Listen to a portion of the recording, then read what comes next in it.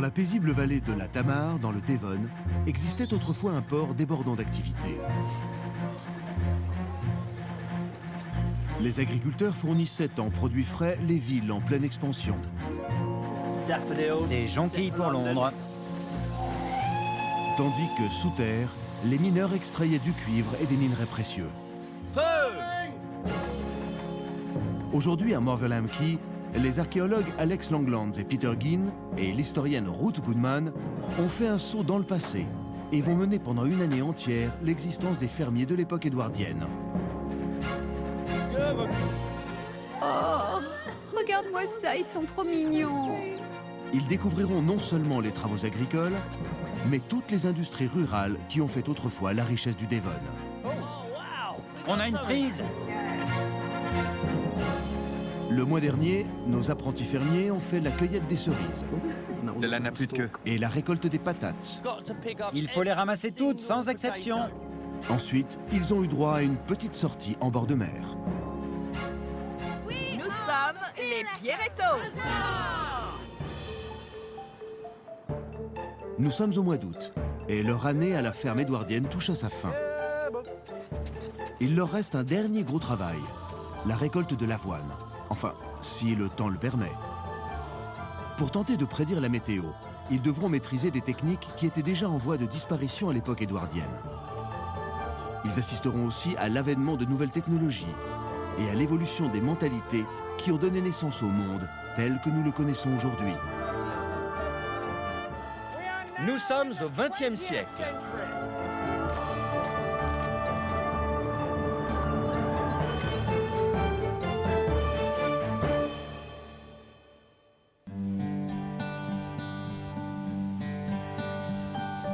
Au mois de février dernier, Alex et Peter ont planté un champ d'avoine.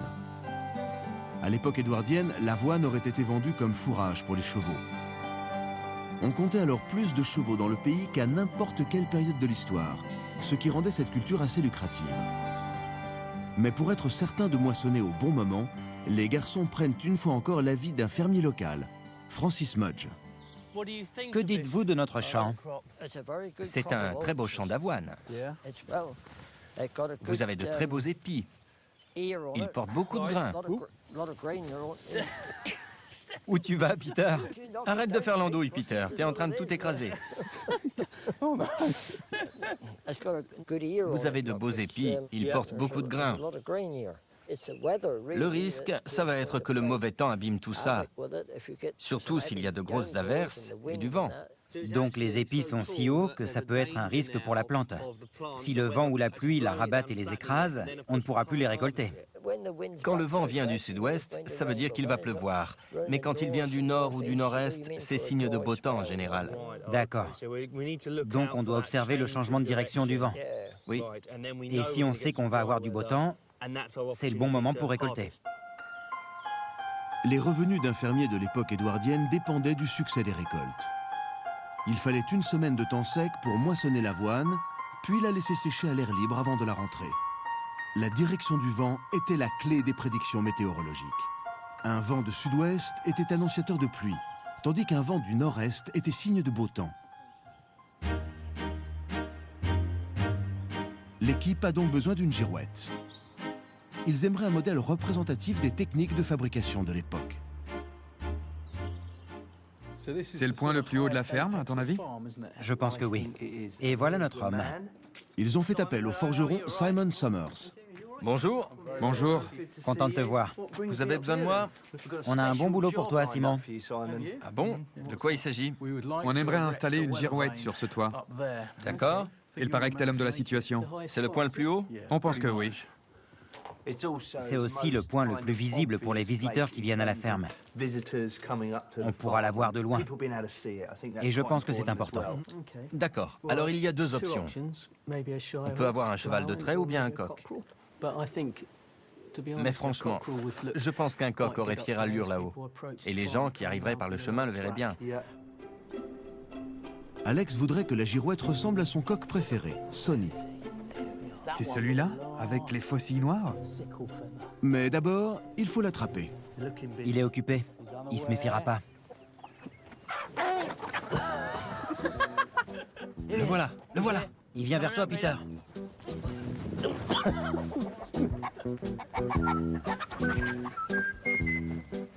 Je l'ai. Ah, on va le coincer. T'as fait une erreur fatale, mon grand. Je vais t'enfermer dedans, Peter. Très bien. Doucement, c'est mon coq de concours. Ça y est, je l'ai. Bouge pas. On va prendre tes mensurations, mon petit Sonny. 33 cm. Et 32 cm de la crête à la queue. Ok, maintenant on va mesurer de la base du cou à la base des fossiles. Je dirais 38 cm environ. Bon, j'ai ce qu'il me faut. Je vais pouvoir commencer le croquis. Le croquis à taille réelle. Parfait. Oui, on a hâte de le voir.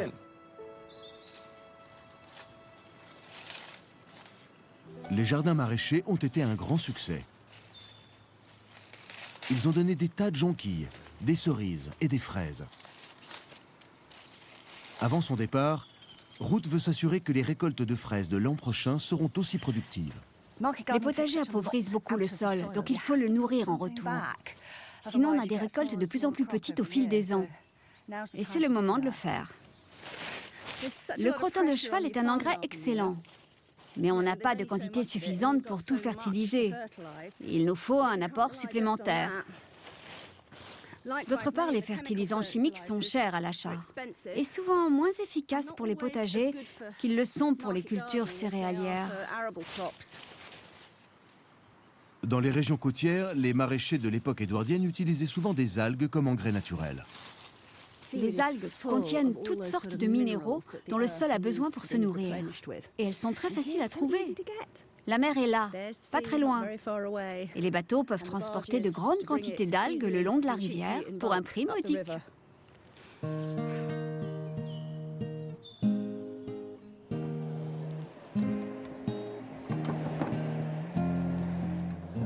Peter se rend à l'atelier du forgeron où celui-ci a fait un croquis de la girouette. Bonjour, Simon. Bonjour. C'est donc une espèce d'effigie de Sonny, avec une belle ligne allongée, d'énormes plumes sur la queue. Et c'est ça qui va lui permettre de tourner et de... Voilà, c'est ça. Et de nous indiquer la direction du vent. Oui. Et il se penche en avant, comme s'il chantait. Oui. Et ça, c'est un repoussé? Oui, c'est ça. C'est un masque de l'homme vert. Le repousser est une technique qui consiste à frapper de façon répétée un côté d'une plaque de cuivre, puis l'autre, afin de créer des traits en relief. C'est cette technique qu'utilisera Simon pour fabriquer la girouette. C'est un des derniers artisans à pratiquer cet art. Voilà pour la partie dessin. D'abord, il transfère le dessin sur une plaque de cuivre. Je vais aplanir un peu ça. Il ne faut pas qu'il y ait des bosses. Qu'est-ce que c'est? C'est une sorte de coussin en cuir rempli de sable pour amortir la frappe. On place la plaque là-dessus. Ensuite, Simon va emboutir la plaque pour créer la forme du corps.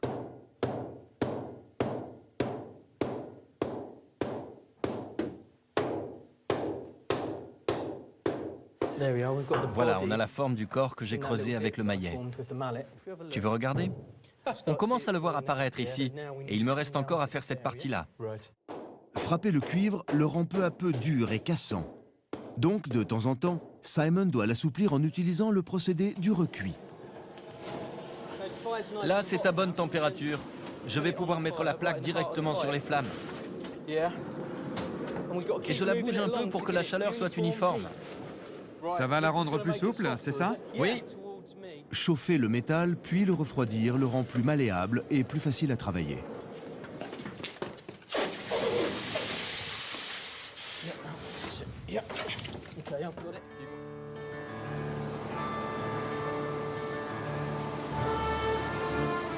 Ruth s'est rendue en bord de mer pour récolter des algues. Sur la plage, elle retrouve le spécialiste Robin Harford. Bonjour, Robin. Bonjour, Ruth. Je suis venue ramasser des algues pour notre potager. Très bien. Quelles sont les meilleures d'après toi? Eh bien, celles rejetées par la mer qu'on a ici. Elles ont été apportées par les marées, et comme il y a eu du mauvais temps, on en a des quantités. Et toutes les espèces sont bonnes. N'importe lesquelles. Oui, n'importe lesquelles. Toutes les espèces d'algues rejetées par la mer. Oui. Les algues sont riches en azote et en potassium, des éléments essentiels à la croissance des plantes. Les fermiers viennent les ramasser, les répandent sur les cultures, les mélangent à la terre, et le tour est joué. C'est aussi simple que ça? Oui. Pas de traitement préalable, pas de transformation, c'est directement de la plage au jardin. Oui. C'est très écolo en plus, hein? Car on ne détruit pas la nature pour les récolter. Non, on n'abîme rien, puisque ce sont des algues mortes qui ont été rejetées par la mer. Est-ce que c'était une coutume très répandue à l'époque édouardienne de récolter les algues? Dans les régions côtières, oui. Les gens n'avaient pas tous émigré dans les villes pour trouver du travail. Et les paysans qui n'avaient pas de travail gagnaient un peu d'argent en ramassant les algues. Il y a un tas énorme là-bas. Je vais aller le ramasser. À tout à l'heure. D'accord, à bientôt.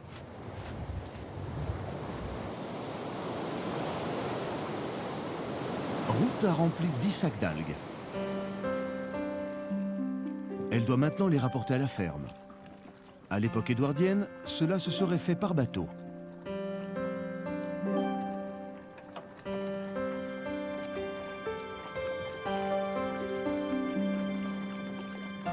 Des centaines de tonnes d'algues étaient ainsi transportées par voie maritime pour alimenter les jardins maraîchers le long des berges de la Tamar.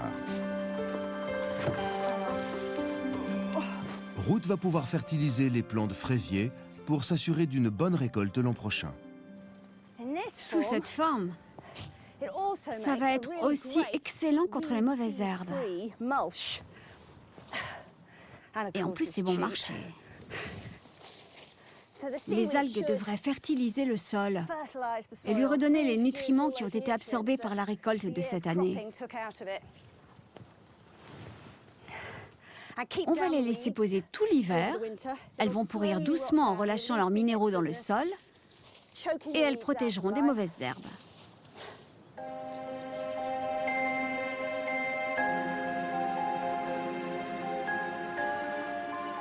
C'est recuit et prêt à être travaillé. Oui, c'est ça. À la forge, le coq en cuivre prend peu à peu forme. Simon va à présent frapper la face externe de la plaque pour travailler les plumes. Pour éviter que la plaque ne se déforme, il remplit l'autre côté avec de la poix. On met de la poix sur ce côté de la plaque. Elle va fondre doucement et aller remplir tous les espaces qu'on a creusés jusqu'ici avec le maillet. Une fois que la poix a refroidi, on retourne la plaque. Voilà, tu peux lâcher maintenant, c'est bon. Très bien, je lâche. À présent, Simon peut s'attaquer au délicat travail du repoussé. Tu vois comme ça creuse? Ça bouge drôlement. Oui, c'est pour ça qu'on met de la poix, pour la retenir. Ce genre de savoir-faire était souvent transmis de père en fils, et il fallait plusieurs années avant de le maîtriser. Tu veux essayer? D'accord. Occupe-toi de cette partie, Oui. moi je fais celle-là avec le même genre d'outils. Mais dès le début du XXe siècle, ce savoir-faire ne vivait plus qu'en sursis. J'imagine qu'à l'époque édouardienne, ce genre d'artisanat a souffert de la production en série. Oui. Et quand la Première Guerre mondiale a éclaté, on a perdu beaucoup d'artisans. Les jeunes qui auraient pu perpétuer ce savoir-faire, Oui. qu'ils avaient hérité de leur père. Toute une génération d'hommes a été anéantie par la guerre. Oui, ça a été dévastateur pour l'artisanat dans notre pays.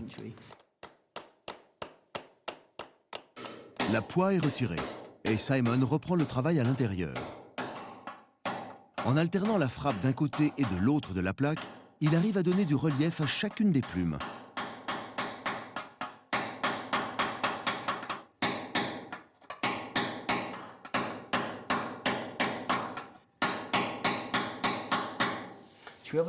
On regarde ce que ça donne de l'autre côté? Regarde, on commence à voir cette partie ressortir. Et il faudra frapper le long de cette ligne-là pour l'enfoncer un peu plus.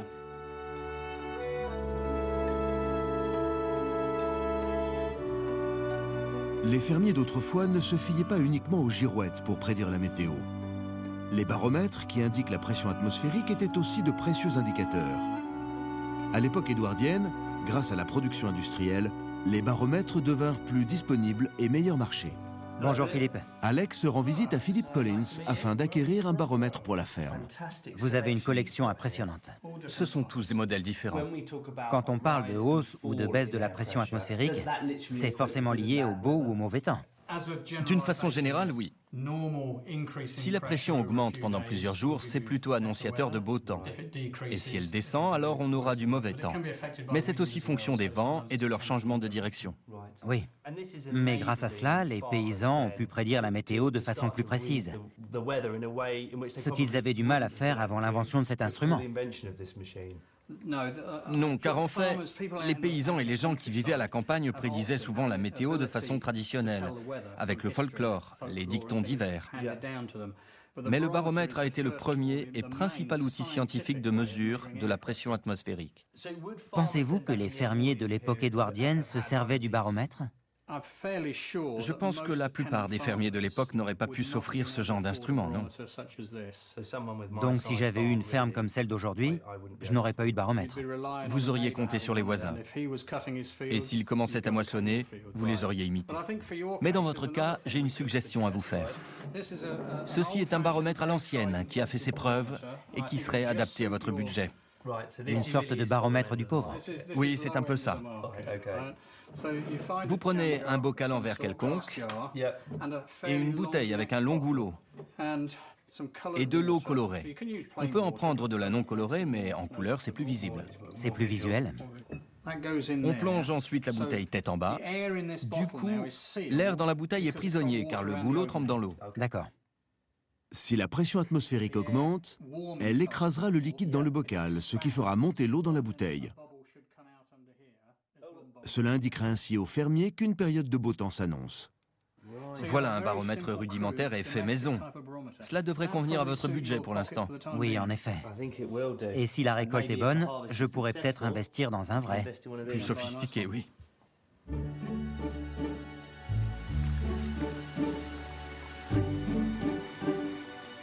C'est la deuxième semaine du mois d'août et l'avoine est presque à maturité. Mais il pleut depuis le début du mois et si cela continue, la pluie risque d'aplatir les épis, rendant toute moisson impossible. Voici le dessin final, Peter. La fabrication de la girouette avance bien. Mais le travail du cuivre n'est qu'une partie de l'ensemble. Le coq doit être fixé à un support afin de pouvoir tourner librement avec le vent. Voilà ce à quoi on doit s'attaquer maintenant. Et il va nous falloir du fer. Oui. Et on aurait besoin de charbon de bois Oui. pour forger le fer. À quoi sert le charbon?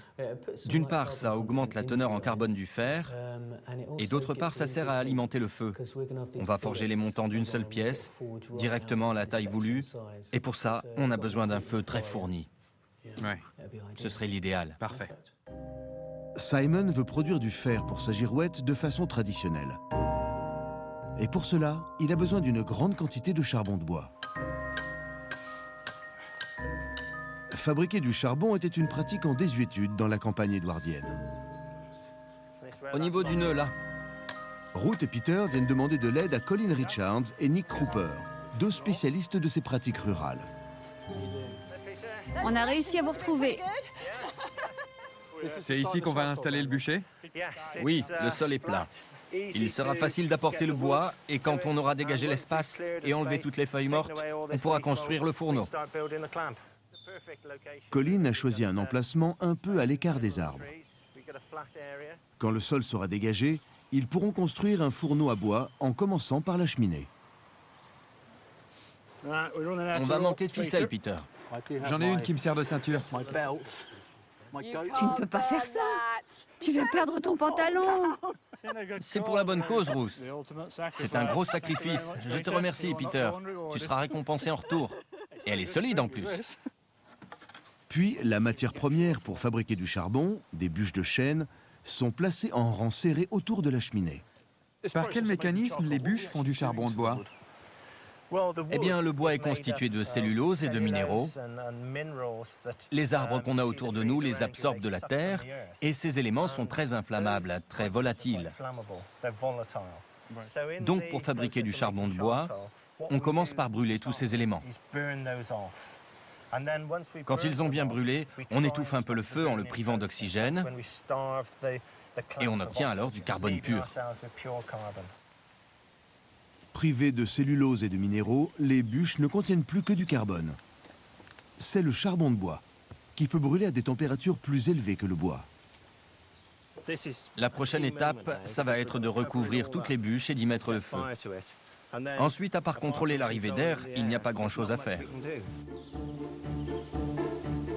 Recouvrir le bûcher d'une couche de paille et de terre permet de contrôler plus facilement l'arrivée d'air.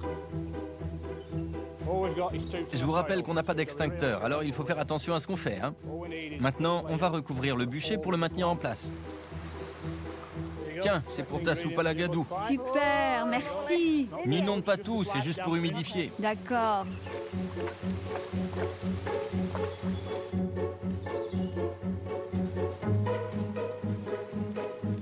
C'est l'heure d'allumer le feu. Voilà, parfait, juste quelques braises. Ce qu'on va faire, c'est laisser prendre le feu, puis l'étouffer un peu pour que ce soit un feu qui couve. Du coup, les éléments chimiques du bois vont se concentrer dans la fumée qui s'échappe. C'est pour ça qu'il faut éviter de la respirer. Pour faire un feu, il faut un combustible, de la chaleur et de l'oxygène. On va réduire l'apport en oxygène, ça fera baisser la température et préservera le combustible qui deviendra du charbon.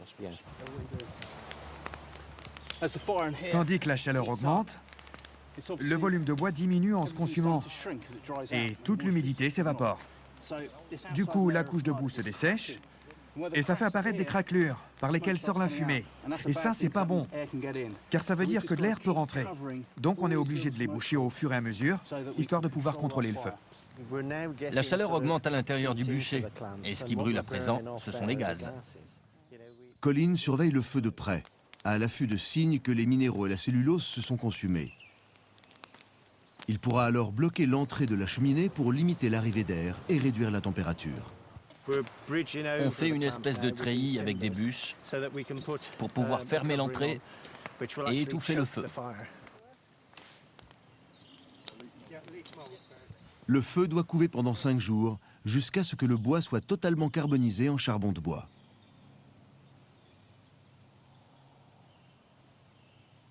Comme l'équipe devra patienter sur place, il est temps de penser à se construire un abri. Je pense que c'est bon, Peter. C'est assez solide? Je vais m'accrocher pour voir.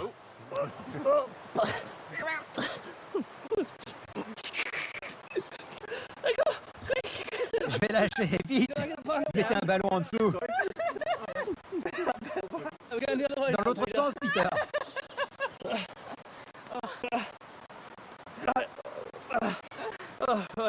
Ça va pouvoir soutenir une bâche sans problème, je crois. Maintenant qu'on a installé le fêtage, on va mettre une toile dessus. Et ce sera notre abri pendant les 5 prochains jours, pour qu'on alimente et qu'on surveille le feu. C'est sans doute comme ça que vivaient les charbonniers, se déplaçant de clairière en clairière dans la forêt. C'était une occupation à temps plein et on a des témoignages écrits de gens qui vivaient avec 7 ou 8 enfants dans des abris pas plus grands que celui-là. On n'a pas souvent l'occasion d'installer un campement comme ça à l'âge adulte. Et j'ai toujours adoré vivre comme ça, au grand air, et vivre sous la tente.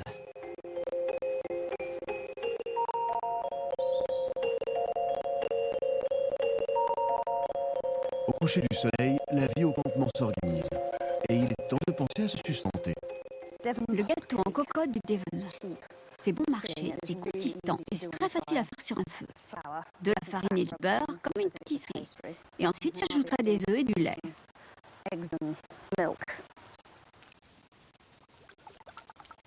On met les fruits qu'on a sous la main et on cuit dans un pot. C'est le genre de recette typique de la vie en forêt. Idéal pour les charbonniers et les Romainichels. Ensuite, des truites, cuites sur une pelle. Écoutez ça comme ça grésille.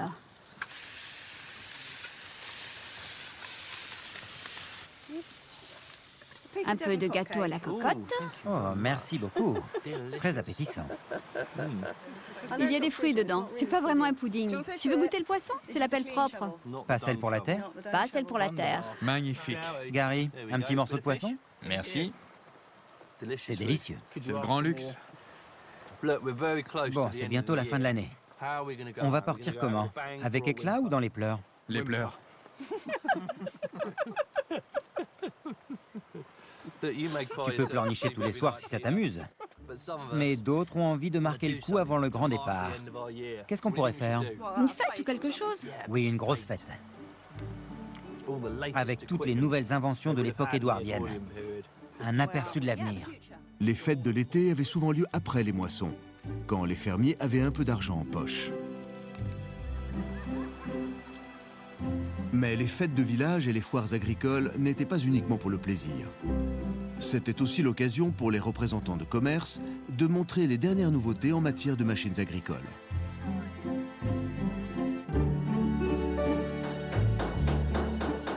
À la forge, Simon travaille d'arrache-pied pour terminer la girouette en cuivre. Il y a déjà consacré 120 heures de travail. C'est le moment le plus gratifiant pour moi, les finitions, les détails. Il commence vraiment à ressembler à Sonny.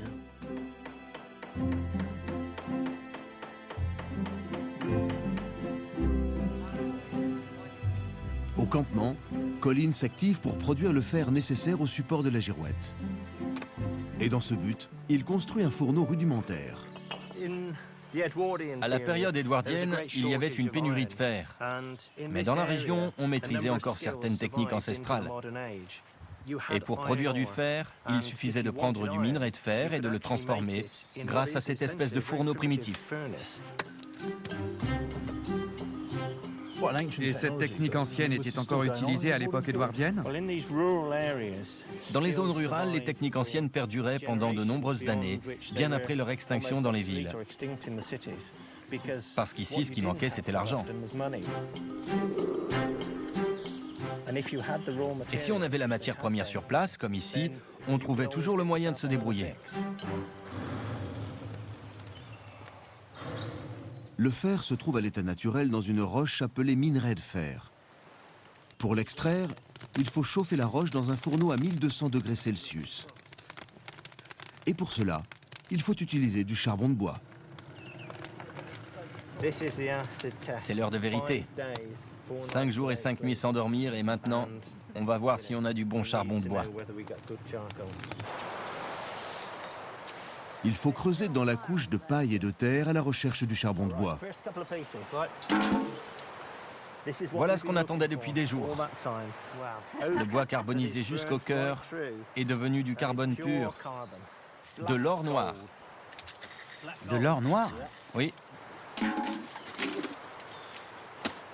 Soulève le couvercle.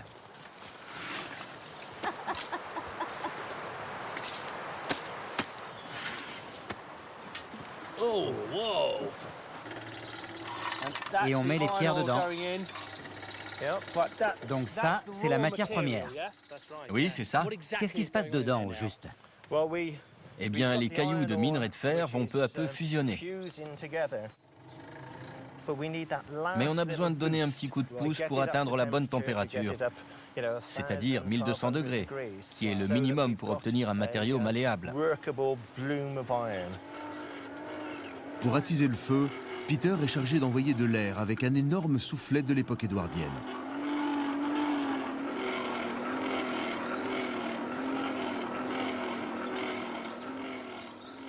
Simon arrive au campement pour superviser la fabrication du fer. En attendant que le feu atteigne la bonne température, il a quelque chose à montrer à Alex et ses compagnons. Ça a réclamé beaucoup d'heures de travail, mais grâce à l'aide de Peter, voilà le résultat. Regardez-moi ça. C'est épatant, Simon, comme tu as créé ce relief. Mais c'est lourd, c'est pas une toute petite feuille de métal. Non, C'est vraiment épais. J'imagine déjà le vent s'engouffrer dans les plumes et... oui, les plumes vont agir comme les voiles d'un bateau. Il va naviguer dans le vent alors.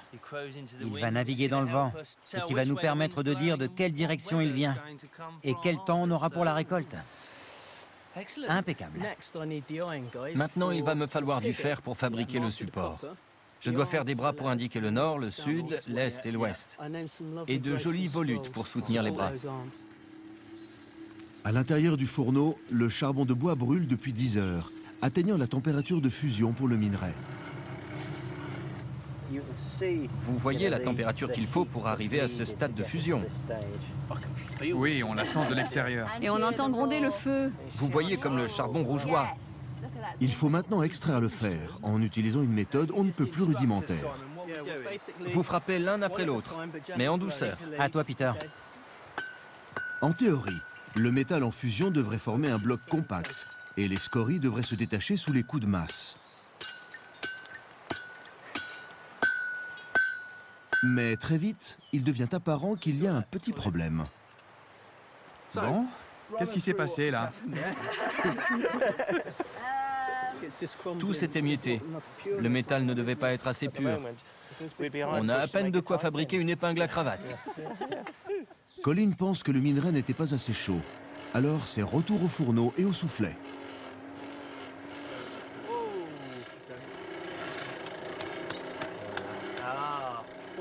Est-ce que je dois serrer la pince? Non, c'est juste pour le tenir. Là, on a un matériau complètement différent. C'est beaucoup plus spongieux, non? Oui, les morceaux se collent les uns aux autres. Ça a l'air de marcher cette fois. Regardez. Donc, on a pris de la matière première dans les collines, on a brûlé des bûches pour obtenir du charbon de bois, et on a réduit le minerai de fer pour obtenir un matériau malléable qu'on pourra utiliser pour terminer notre girouette. Oui, c'est ça. Et une fois qu'on aura enlevé toutes les impuretés, on pourra le forger pour avoir la forme qu'on désire. Maintenant qu'ils ont la bonne recette, ils doivent produire assez de fer pour la girouette.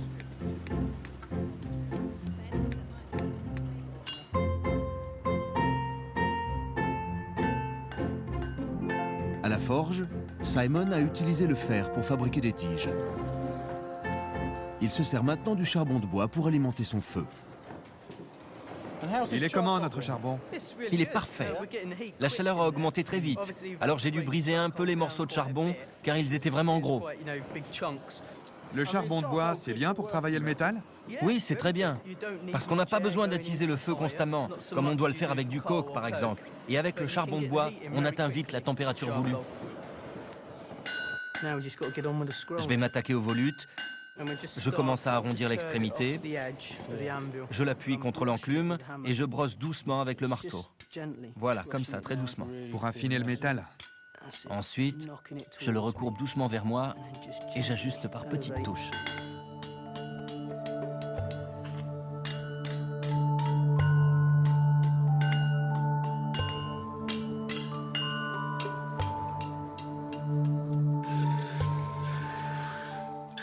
Voilà le début de notre volute.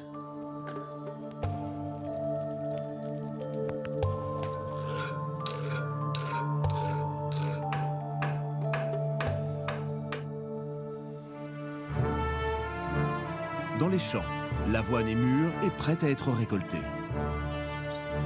Mais la pluie ne cesse de tomber et les épis risquent de finir par pourrir. Les fermiers ont besoin de savoir si une semaine de beau temps s'annonce, afin de récolter puis faire sécher les céréales. Le coq de cuivre se couvre d'or, tandis que Simon ajoute la touche finale à son chef-d'œuvre.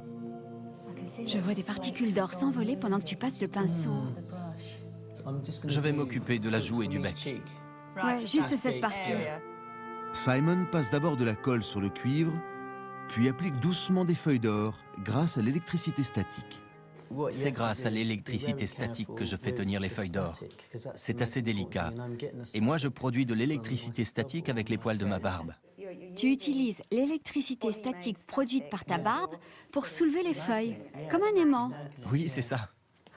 C'est incroyable, car ces feuilles d'or sont toujours frappées à la main, n'est-ce pas? Oui, c'est ça. Elles font environ 4 millionièmes de centimètre d'épaisseur. Et pourtant, ça suffit à protéger la girouette. Ça va la rendre complètement imperméable? Oui, comme si une membrane d'or la recouvrait complètement. Et elle va briller au soleil en plus, ce qui fera un bel effet et la protégera de la corrosion. La girouette est enfin prête à être installée sur le toit de la ferme. Et pile à l'heure. C'est lourd à porter dans le chemin. Sois prudent. T'inquiète. T'as jamais été chez les scouts, apparemment. Ou alors il n'a rien écouté. Toujours des critiques. T'es content de toi, là? Non, mais ça devrait aller. Ok, je la tiens. Ce sera pas la première bourde que t'as faite cette année, Peter. Ni la dernière. T'as besoin d'aide? Oui, merci Alex. Si je glisse, Ruth me servira de matelas. Mais j'ai confiance en mon échelle. Faut que tu la soulèves un peu. Oui, tiens. Tiens le support et je vais la glisser dessus.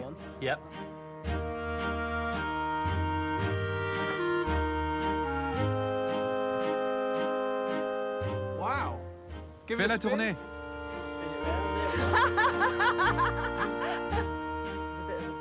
Il y a une petite brise. Ça y est. Il montre la direction du vent. Super! Et c'est quelle direction? La direction de... C'est pas encore le moment de récolter. C'est fantastique vu d'en bas. Magnifique. Beau travail, Simon. Merci. En hommage aux artisans de Grande-Bretagne. Oui, t'as raison. À leur santé. Ouais.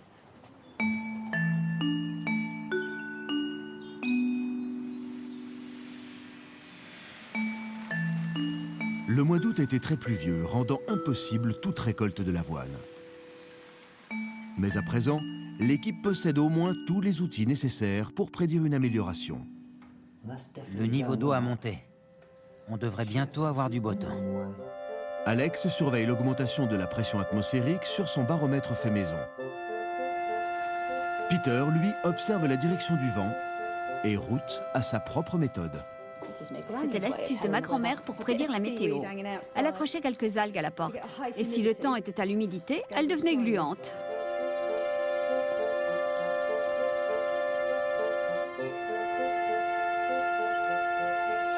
Depuis quelques jours, la pression atmosphérique a augmenté et le vent souffle du nord-est. Cela devrait garantir une période de temps sec. Alors, l'équipe a décidé de commencer la moisson cet après-midi. Abandonnant provisoirement la force des chevaux, ils se tournent vers une toute nouvelle énergie, le pétrole. Ils vont utiliser une machine inventée à l'époque édouardienne et qui allait révolutionner les travaux agricoles, le tracteur. L'ingénieur David White et le fermier Harry Williams ont apporté leur précieux engin, le Mogul. Il va à quelle vitesse? À la même vitesse qu'un cheval au pas, c'est-à-dire 5 km/h. Il a deux vitesses, une marche avant et une marche arrière, qui facilitent la manœuvre. C'était une des premières tentatives de mécaniser l'agriculture. Mais une dizaine d'années après, ces machines ressemblaient quasiment à un tracteur moderne.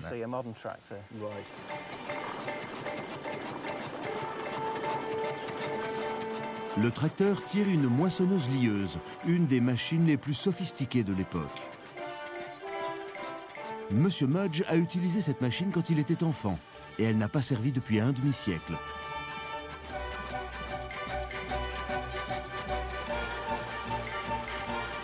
La machine fauche d'abord les épis, puis les attache en gerbe.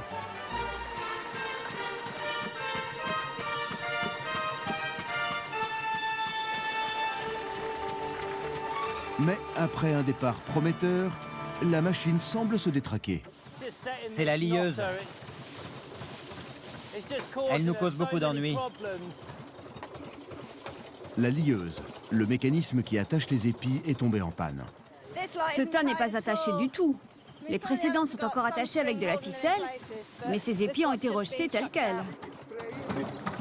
À l'endroit où les épis sortent du tambour, il y a un truc qui pince la ficelle et ça l'empêche de se dérouler pour faire les gerbes. Mais c'est une partie délicate. Et si on n'arrive pas à réparer, c'est fichu. Autant le faire à la main. Essaye.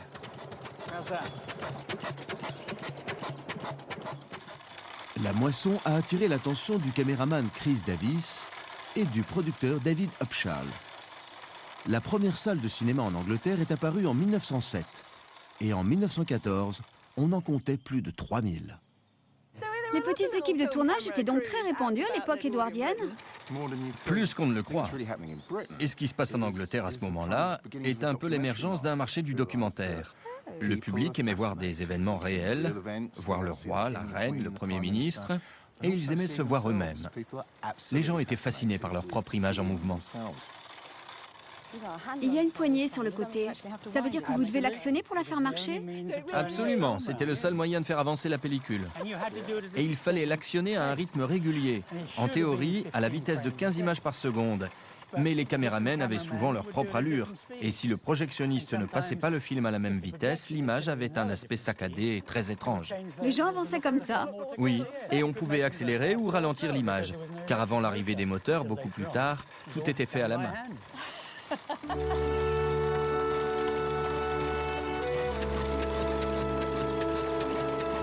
Après quelques ajustements, la moissonneuse-lieuse est de nouveau opérationnelle pour faucher et lier les épis.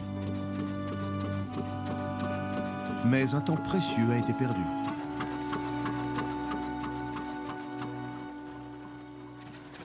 L'ennui, c'est qu'il est déjà 16 heures. On a mis beaucoup de temps à faire une toute petite partie et il reste environ 1 heure et demie avant le coucher du soleil. Enfin, si la pluie ne s'en mêle pas.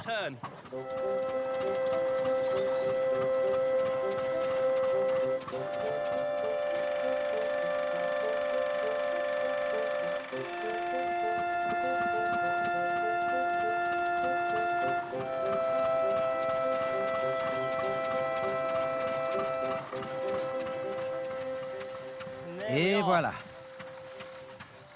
De magnifiques gerbes d'avoine.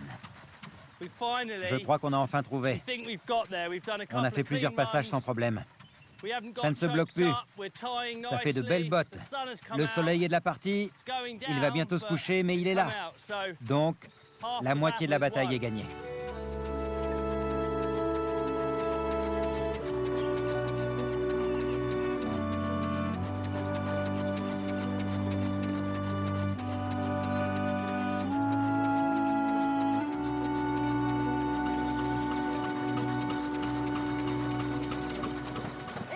C'est le cidre qu'ont fabriqué les garçons au début de l'année. J'espère qu'il sera bon.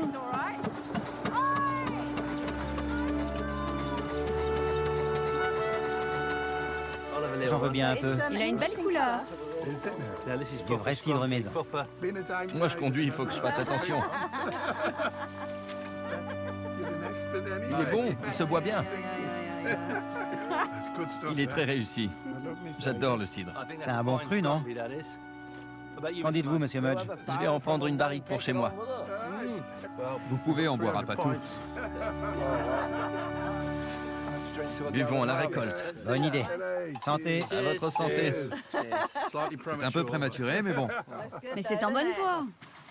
L'avoine sera laissée dans le champ pour sécher pendant 1 semaine avant d'être rentrée dans la grange. La moisson terminée, ils peuvent enfin penser à la prochaine fête du village.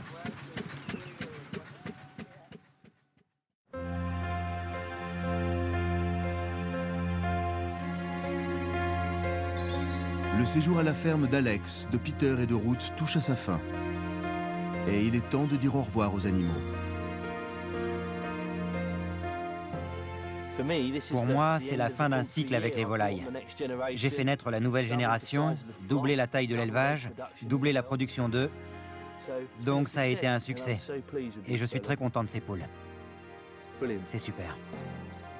Ils vont également dire au revoir au mode de vie édouardien qu'ils ont connu depuis 1 an.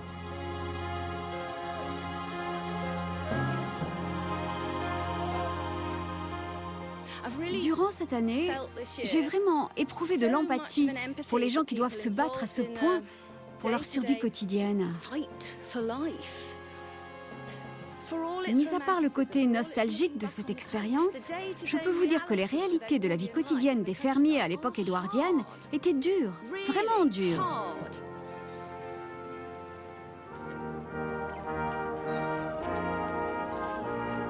Voici venu le jour de la fête des moissons.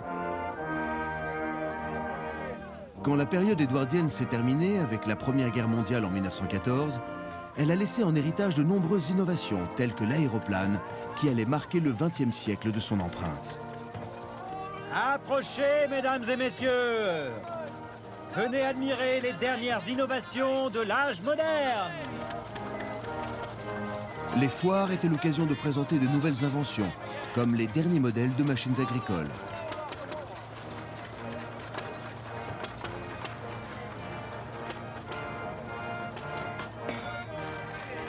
C'était aussi l'occasion de s'amuser et de dépenser de l'argent après les durs travaux des moissons. Et si ces rassemblements furent autrefois l'occasion de quelques débauches, à l'époque édouardienne, la pression combinée de l'Église et des propriétaires terriens leur redonnèrent une respectabilité de bon aloi.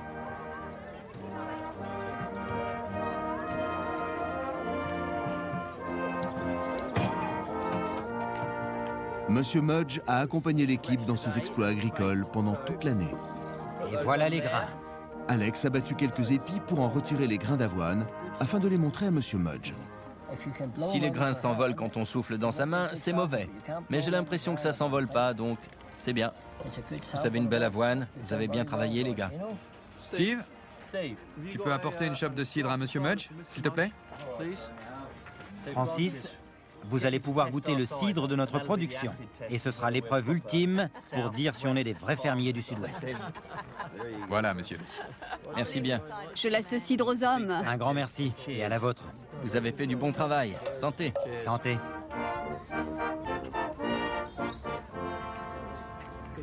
Vous avez fait du bon cidre. Et vous êtes de bons fermiers. Du beau boulot.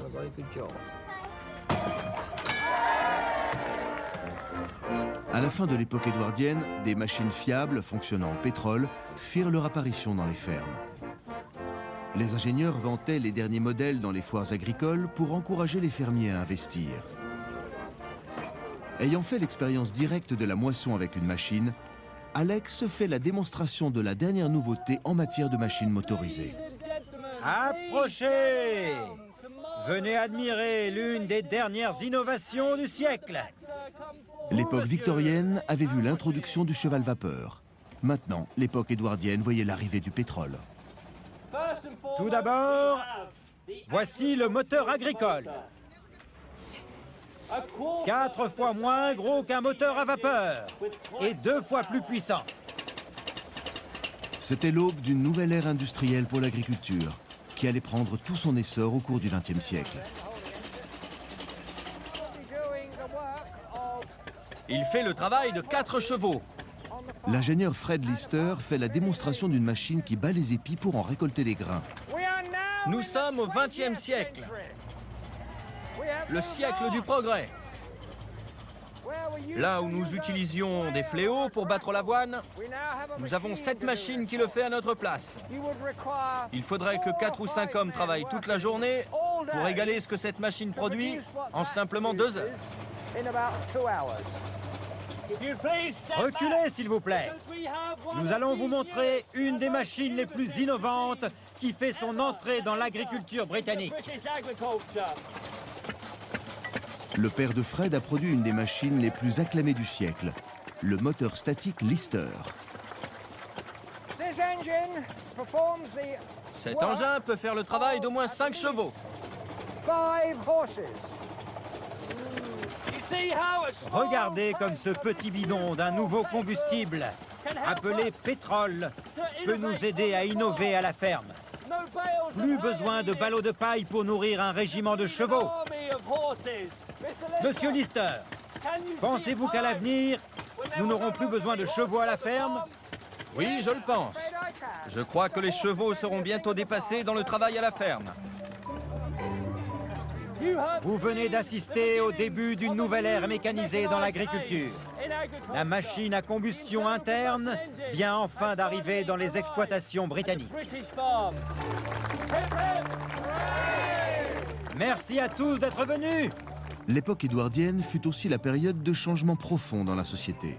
Femmes du Devon, nous traversons une crise.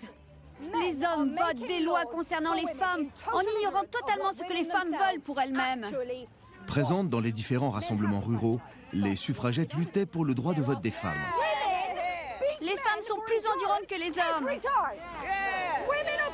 Mais malgré une campagne de plus en plus militante, les femmes durent attendre 1928 pour obtenir le droit de vote, comme les hommes.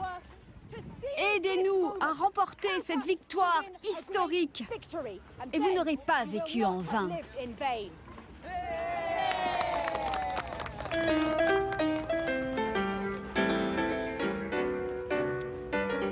Il y avait aussi des révolutions dans le monde du spectacle.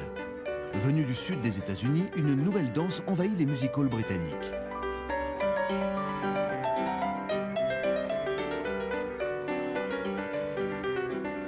La chorégraphe Caroline Hines la présente à la foire. C'est super, ça s'appelle comment? Ça s'appelle le cakewalk. C'est une danse qui est née dans les plantations du sud des États-Unis.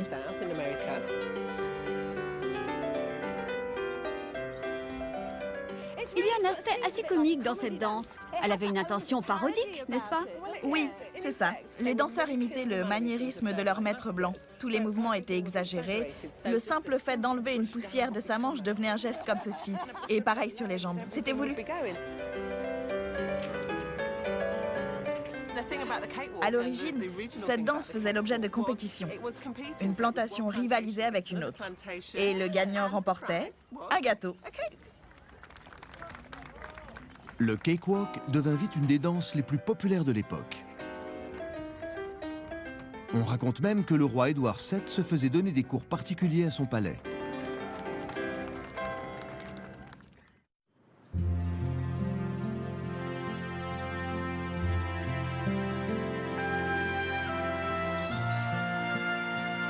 C'est le dernier jour à la ferme. Il reste un dernier détail à effectuer. Rentrer la récolte d'avoine dans la grange. Les chevaux servent vraiment à tout, hein? Oui. Les tracteurs dans les champs font merveille, mais sur des petits chemins un peu cabossés comme celui-ci, les chevaux servent encore à beaucoup de choses. C'est le moyen le plus rapide de rentrer ses récoltes à l'abri avant qu'il se mette encore à pleuvoir. Oui, les nuages sont menaçants. La mécanisation des campagnes et la disparition des traditions villageoises ont été accélérées par un des événements les plus dévastateurs du XXe siècle.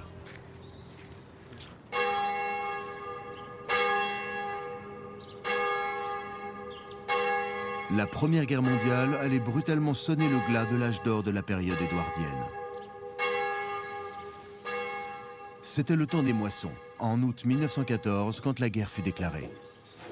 Bonjour. Le professeur et historien Alan Hawkins a étudié l'impact de la guerre sur les campagnes. On pensait que la guerre serait courte. Terminée à Noël, c'est ce qu'on disait. Terminée à Noël, oui, c'est ce que les gens disaient. Donc, on ne s'inquiétait pas trop. Mais il y eut un appel à la mobilisation et la réponse à cet appel fut énorme. Mais à la campagne, la réponse fut un peu différente. En août 1914, les paysans étaient en train de rentrer les récoltes. Et c'était la période la plus importante de l'année. C'est à ce moment-là qu'un fermier gagnait de l'argent, car il était souvent payé à la tâche. Donc les moissons étaient l'occasion de gagner environ 2 fois plus d'argent que dans le reste de l'année. Oui, et ça devait être une question de priorité. Tout le monde ne pouvait pas quitter la ferme à ce moment-là. Non. Et beaucoup de fermiers n'étaient pas d'accord pour voir partir leurs ouvriers. Ils avaient besoin d'eux, quels que soient les slogans patriotiques qu'ils entendaient. Donc à la campagne, contrairement à ce qu'on a raconté, l'appel à la mobilisation n'a pas rencontré un enthousiasme délirant. Les hommes n'étaient pas les seuls à partir au front. Les chevaux aussi. Michael Morpurgo est l'auteur du roman Cheval de guerre, l'histoire d'un cheval de ferme envoyé sur les champs de bataille. Au début de la guerre de 14, quand l'armée a fait le tour des fermes du pays, les fermiers vendaient volontiers leurs chevaux, car l'armée payait bien et elle avait vraiment besoin de chevaux. Mais il arrivait aussi que l'armée les réquisitionne d'office et emmène les chevaux, que cela plaise ou non aux fermiers.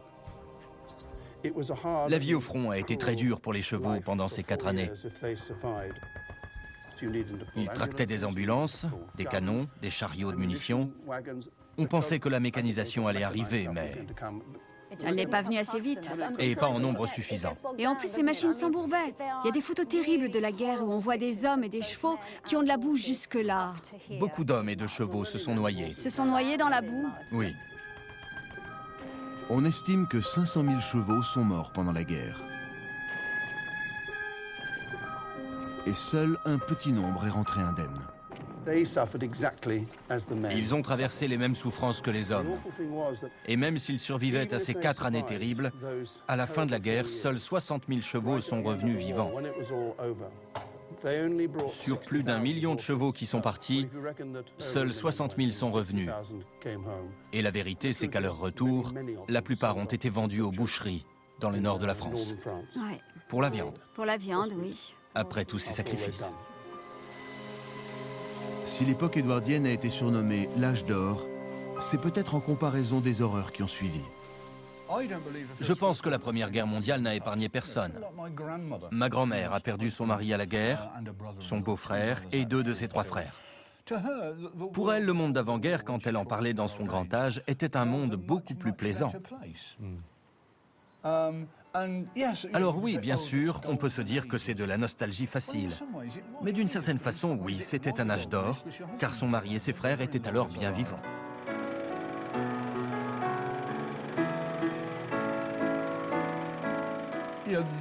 Et cet impact personnel, à mon avis, ne sera jamais surestimé, car c'est un fait absolument fondamental.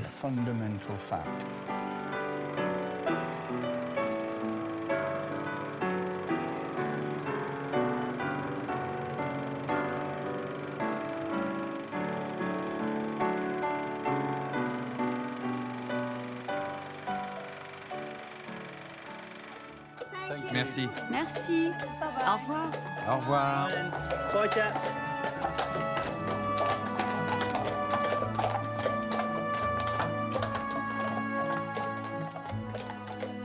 C'est la marche de l'histoire.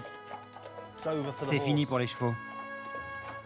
C'est vraiment triste. Ils seront remplacés par les bruits de moteur. En route. La vie continue. Après une année passée à Morvelham-Quay, il est temps de quitter pour toujours l'époque édouardienne. Je pense avoir mieux compris, à la lumière de ce qu'il s'est passé pendant la Première Guerre mondiale, pourquoi les gens considéraient cette période avec nostalgie. Parce qu'à cette époque, leur père ou leur fils était vivant et qu'ils vivaient des jours heureux, comme dans un été éternel. Je sais que je ne lirai plus jamais de choses sur l'époque édouardienne avec le même œil. Cela ramènera toujours une énorme bouffée d'émotions et d'expérience. La ferme elle-même n'est qu'un ensemble de bâtisses et de terres, c'est tout finalement. Mais les gens qui nous ont reçus ici, dans leur maison, et nous ont montré leur travail, ce sont ces relations humaines qui seront les plus difficiles à laisser derrière nous. C'est cette communauté qui nous manquera.